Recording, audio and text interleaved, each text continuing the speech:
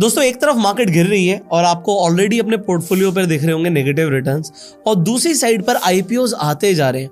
अभी एक नया आईपीओ भी आ गया मार्केट में, काफी हाइप चल रही थी इसकी, तो मुझे लगा एक अवेयरनेस के ऊपर वीडियो बनानी चाहिए, दैट इज JSW सीमेंट। अब JSW ग्रुप का नाम बहुत अच्छा है, इसमें कोई डाउट नहीं है। मैं सबसे पहले इनके फाइनेंशियल्स पर चलता हूँ। 7 तारीख से इनका आईपीओ ओपन हुआ है और 11 अगस्त तक रहेगा। ऑलरेडी जिस वक्त मैं ये वीडियो बना रहा हूँ 0.41x का सब्सक्रिप्शन आ चुका है, मतलब यहाँ पर सब्सक्रिप्शन आ रहा है। बट मैं आपको अभी भी बता दूं, अगर आप इस आईपीओ में पैसा लगाएंगे तो आपको सब्सक्रिप्शन मिलने के चांसेस ज़्यादा हैं। क्यों? क्योंकि पैसा बहुत मांग रहे हैं। 3600 करोड़ का आईपीओ है, तो छोटा मोटा आईपीओ नहीं है। 3600 करोड़ उठा रहे हैं, आपको अलॉटमेंट मिलने के चांसेस काफ़ी ज़्यादा हाई हैं। तो मैं सबसे पहले आपको फाइनेंशियल्स पर लेकर जा रहा था। अगर हम देखें कंपनी का रेवेन्यू अच्छा चल रहा है, लगभग 6000 करोड़ के आसपास, 5800 करोड़ के आसपास का रेवेन्यू कर रही है कंपनी।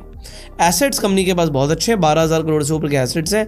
बट जैसे ही कंपनी ने लॉस किया 2025 के अंदर, अभी देखिए करंटली हमें यहाँ पर लॉस दिख रहा है 164 करोड़ का, वैसे ही आईपीओ लेकर आ गए। मतलब जब तक सब सही चल रहा था तब तक पूछ नहीं रहे थे मार्केट में किसी को कि भैया हमारे शेयर्स ले लो, और जैसे ही थोड़ा बहुत लॉस आ रहा है, आप देख सकते हो यहाँ पर 2023 में 104 करोड़ का प्रॉफिट था, फिर 62 करोड़ का प्रॉफिट बुक किया, अब 164 करोड़ का प्रॉफिट रह गया। कंपनी के ऊपर डेट भी बढ़ रहे हैं। कंपनी का अगर डेट टू इक्विटी देखोगे ऑलमोस्ट 1 के आसपास का है, तो इसका मतलब है कि कंपनी के ऊपर कर्जा ऑलरेडी है, और जो ये पैसा उठा भी रहे हैं उसमें भी इन्होंने अपनी डेट ऑब्लिगेशंस मीट करनी है।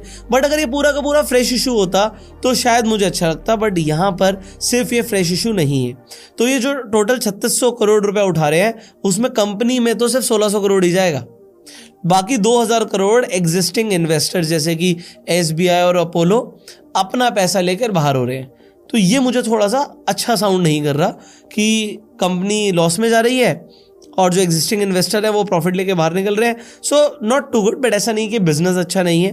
बिजनेस डेफिनेटली, अगर 6000 करोड़ का रेवेन्यू आ रहा है तो इसका मतलब है कि कंपनी भाई माल तो बेच रही है। देखो JSW ग्रुप का नाम अच्छा है, बट क्या इसका मतलब ये हुआ कि सिर्फ JSW का मैं नाम देखूं और मैं पैसा लगा दूं?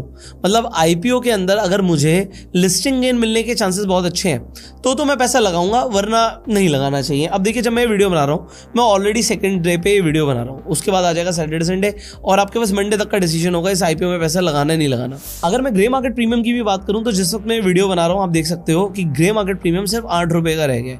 अब ये कितना पैसा मांग रहे हैं? ये एक शेयर लेकर आ रहे हैं 147 रुपीज का अपर प्राइस बैंड जो है। तो 147 रुपीज के ऊपर जो ग्रे मार्केट में लोग एक्स्ट्रा पैसा देने के लिए रेडी हैं, वो सिर्फ 8 रुपए देने के लिए रेडी हैं। और ये ग्रे मार्केट प्रीमियम गिर गया। आज सेकंड डे पे मैं वीडियो बना रहा हूं, फर्स्ट डे पर ये जो GMP था वो लगभग 14 रुपए था, तो आज 8 रुपए, कल के 14 रुपए से लगभग 6 रुपए कम है। तो ग्रे मार्केट के अंदर इस आईपीओ की इतनी ज्यादा डिमांड नहीं है। तो एक तो 3600 करोड़ उठा रहे हैं, दूसरी चीज जो कंपनी है वो अभी लॉस बुक कर रही है। So it is a loss making company. So कोई भी कंपनी जब लॉस करती है तो उसका पी रेशियो की हम क्या ही बात करें, उसका पी रेशियो वैसे ही नेगेटिव में आना है। तो पी रेशियो इस वक्त इस कंपनी का है 112। और यहीं पर अगर मैं इसके कॉम्पिटिटर्स की बात करूं, एग्जांपल अंबुजा सीमेंट की, तो उसका पी 33 का है। जबकि अगर हम सेक्टर बी की बात करें सीमेंट के सेक्टर की, तो पी लगभग 27 का रहता है। अब क्योंकि लॉस है तो पी की तो ऐसे बात करनी ही नहीं चाहिए, बट फिर भी मैंने आपको बता दिया कि इनका भी अर्निंग पर शेयर भी नेगेटिव में ही है, -1.31 है। सो अगर आप कोई लॉस मेकिंग कंपनी में इन्वेस्टमेंट करना चाहते हैं तो ज़रूर आप कर सकते हैं। बट अभी के लिए मुझे लगता है कि देखो, ये लॉन्ग टर्म के लिए तो बढ़िया रह सकता है, बट आपको बेटर अपॉर्चुनिटी लिस्टिंग के बाद भी मिल सकती है, क्योंकि सीमेंट के कंपनीज़ के शेयर्स भी गिर ही रहे हैं। जैसे अंबुजा सीमेंट भी आज 1.5% डाउन है। तो अगर सीमेंट कंपनीज़ के शेयर्स गिर रहे हैं और गिरती हुई मार्केट में कोई आईपीओ लेकर आ रहा है, और फिर सोच रहे हैं आप लोग कि मेरा लिस्टिंग में बड़ा ज़बरदस्त पैसा बन जाएगा क्योंकि JSW का नाम आ रहा है, तो मैं कहूँगा आप बहुत ज़्यादा एक्सपेक्टेशन मत रखिएगा। हो सकता है आपको 5-10% का लिस्टिंग गेन मिल भी जाए, बट क्या उसके लिए आईपीओ में ही अप्लाई करना ज़रूरी है? मतलब चॉइस इज योर्स, आप ज़्यादा समझदार हैं। फिर भी अब हम डिटेल्स को समझ ही लेते हैं कि जब ये आईपीओ आ रहा है तो इसकी ओपनिंग डेट जैसे मैंने बोला कि 7 तारीख से है, क्लोजिंग 11 तारीख को हो जाएगी, अलॉटमेंट हो जाएगी 12 तारीख को। जिन लोगों को अलॉटमेंट नहीं मिलेगी उनका 13 तारीख को रिफंड आ जाएगा। आपके डीमेट अकाउंट में जो शेयर्स है 13 तारीख को आ जाएंगे, और जो लिस्टिंग है वो हो जाएगी 14 तारीख को। कट ऑफ टाइमिंग तो आपको पता ही है कि 5 बजे का रहेगा 11 तारीख का। सो अगर आप अप्लाई करने वाले हैं रिटेल कैटेगरी के अंदर, तो आप मैक्सिमम 13 लॉट्स के लिए अप्लाई कर सकते हैं।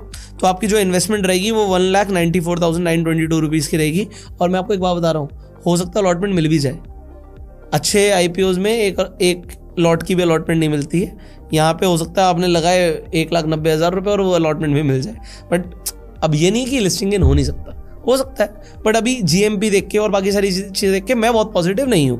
देखो मुझे कहीं पे लगता है कि इन्वेस्टर्स को थोड़ा सतर्क रहना चाहिए, तो क्लियर बोलने में, कट टू कट बात करने में ज़्यादा फायदा है। अब खैर ज़्यादा कुछ बताने के लिए इसमें रह नहीं गया, मतलब बाकी तो ये ग्रीन सीमेंट बना रहे हैं, इको फ्रेंडली बना रहे हैं। इसके अलावा इन्होंने बहुत सारी चीज़ें लिखी हैं कि जैसे मैं खुद गूगल कर रहा था, ये GGBS क्या होता है, ग्राउंड ग्रैन्यूलेटेड ब्लास्ट फर्नेस स्लैग, भी मैंने पहले इसके बारे में नहीं सुना था। तो ये बता रहे हैं कि भैया ये जब आयरन बनती है तो उसी का एक बायो प्रोडक्ट होता है जिससे ये सीमेंट बनाते हैं।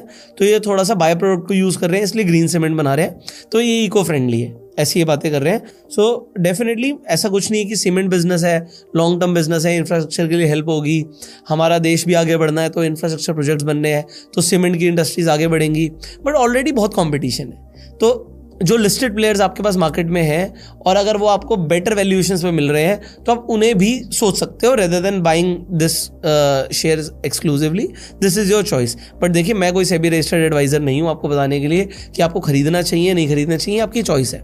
आप मुझे कमेंट में बताइएगा कि आप इस IPO में अप्लाई करने वाले हैं, अगर करने वाले हैं तो क्यों करने वाले हैं, नहीं करने वाले तो क्यों नहीं करने वाले। सो अगर अप्लाई करने वाले तो येस लिखेगा, नहीं करने वाले तो नो लिखेगा। इसके अलावा अगर आप चाहते हो हम किसी और IPO के ऊपर वीडियो बनाएं तो आप कॉमेंट में उस IPO का नाम लिख सकते हैं, अगर बहुत सारे कमेंट्स आएंगे सो विल ट्राई कि जिससे आपको एक अवेयरनेस मिले।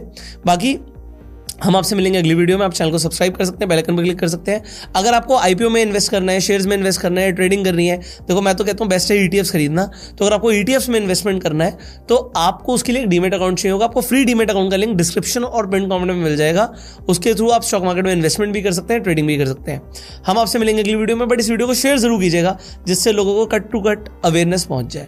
सो see you in the next video, till that time you go self made and जय हिंद।